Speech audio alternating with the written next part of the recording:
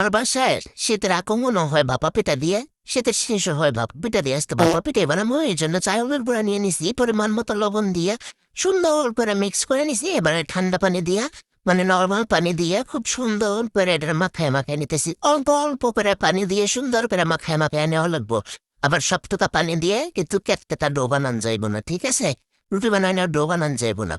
এটা ঝরঝরাই থাকবো, কিন্তু হালকা হালকা পানি দিয়ে সুন্দর করে এটারে মাখায় নেওয়া লাগবো। মিঠের সুন্দর করে মাখা চাকা করে নিচ্ছি। ইরে শালার, কত পানি লাগে? হ্যাঁ, আল্লাহ গো আল্লাহ, কত পানি লাগে? কতবার পানি দিতে হয়?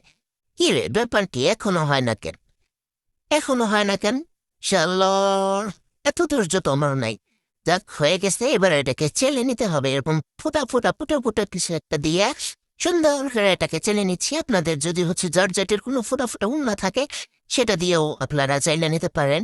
আর আবার ওই রকম মাছ ধরার মতো উন্না নাই, তাই আমি এটা দিয়ে চাইলে নিছি। তাই কত সুন্দর মিহি মিহি পড়ছে। এবার হতেছে বুলগুলোকে কাইটে নিবে, একবারে ছোট ছোট ছোট ছোট করে কাইটে নিব, ঠিক আছে? সুন্দর করে বটি দিয়ে কাটতেছি। আবার কেউ আমাকে গরিব বলেন না, আসলে আমি ছুরি দিয়ে কাটতে পারি না, আমার বটি আমার কাছে বেস্ট। তাই আমি বটি দিয়ে কেটে নিয়েছি। শালার, যেগুলো পড়ে গেছে ওগুলোতে আবার উঠিয়ে নিতে হবে। এবারে ওই যে রাইস কুকারের যে ফোটা ফোটা জিনিসটা আছে, এটার উপরে সুন্দর একটা পাতলা ওড়না দিয়ে দিছি। এইবারে সুন্দর করে এটারে বিছিয়ে বিছিয়ে দিতেছি, মানে আটাটারে সুন্দর করে বিছিয়ে বিছিয়ে দিতেছি। একটা স্তর হয়ে গেলে সুন্দর করে গুড়গুলা দিয়ে দিতেছি, যেগুলা কাটছিলাম। গুড়গুলা দিয়ে সুন্দর করে সেগুলাকে আবার মাটি চাপা দিয়ে দিতে হবে।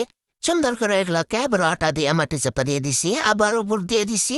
আবার ওইগুলার আটা দিয়ে মাটি চাপা দিয়ে দিতে হবে।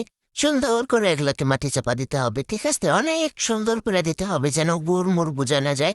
আবার উপরে আবার হচ্ছে ছোট ছোট ছোট ছোট একদম গুড়ি গুড়ি যে কয়টা গুড় আসছিল, ওই কয়টাও দিয়ে দিতেছি।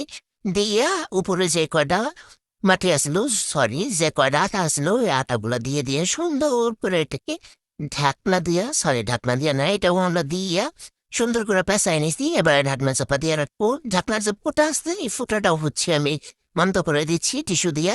এবারে 30 মিনিট সময় পরে ঢাকনাটা খুলে নিয়ে চেক করতেছি এটা হয়ে গেছে কিনা। আমার হয়ে গেছে কেক ভাপা পিঠা। মানে আপনারা কি কখনো খাইছেন নাকি কেক ভাপা পিঠা? মানে ইয়া বড় একটা ভাপা পিঠা। আমার সাঙ্গু পাঙ্গু এসে পড়েছে পিঠা খাওয়ার জন্য। এবারে হচ্ছে পিঠাটাকে মৌটায় এনেছি সুন্দর করে। এবারে হচ্ছে কেকের স্টাইল আমি এটাকে কেটে দিব, যেহেতু এটার নাম আমি দিয়েছি কেক ভাপা পিঠা। তাই সুন্দর করে এটাকে কেকের মতো করে কেটে নিতে হবে।